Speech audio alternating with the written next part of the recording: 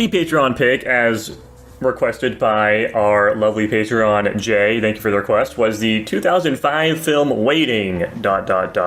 And this is a movie of all time. And if you also want to get your movie requested, you can go to guapish.com/Patreon for $1 a month. Get a movie in the queue, and we'll watch it eventually. And now I'm going to describe this movie. It's Waitstaff, the film. Anyways, Tanner, what's your fun fact?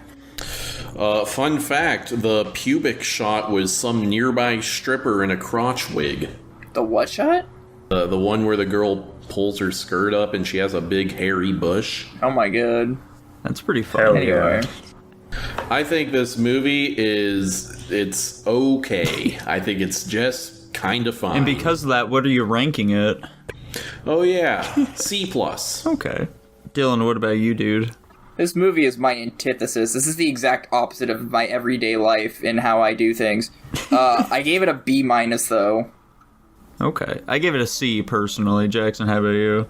I'm going to be honest, I enjoyed this movie more than I expected to. I gave it a B- currently. Let's go fucking based. Anyway, so waitstaff life, am I right? So why is Ryan Reynolds a pedophile? And why is that such a big part of his character? And why does everyone treat it as so normal? And, like, encourage others to do it, too. Let's get one thing straight. I don't think he actually was. I think that was the one bit. I think it was just like an act that he put on to seem like he had something kooky and interesting about him. What? What are you saying?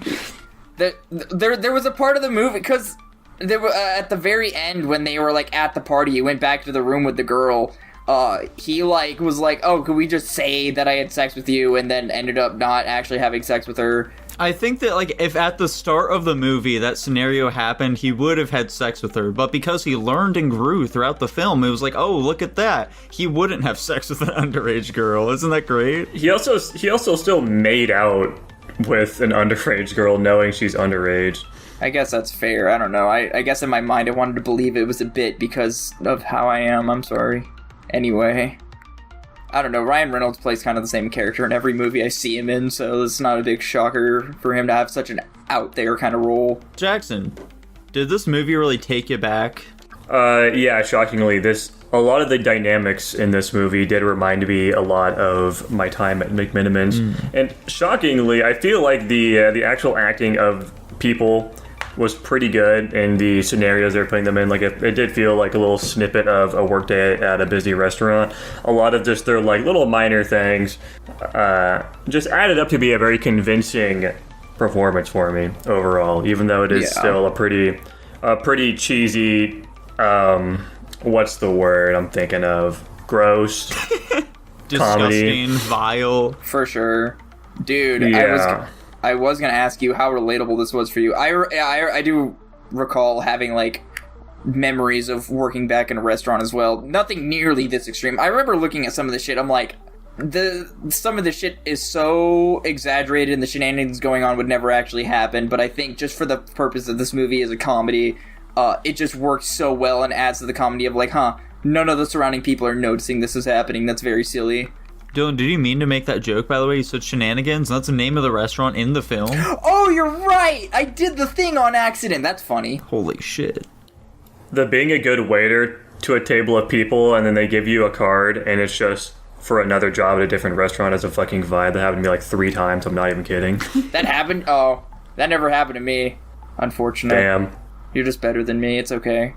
Yeah, but a lot of stuff, all the interpersonal relationship, and I think it's funny with, like, the training video, they're like, don't do that, and we also had the exact same thing in our trainings, yet, like, half the waitstaff were dating each other. That's just how it goes. Yeah. The dumb kitchen shenanigans constantly, they're all a bunch of fucking loser sleazebags. That's very similar to all the kitchen staff I had to work with. I don't know if I'd go as far as the weird fucking balls and dick game they were playing. I don't think mine were doing anything like that.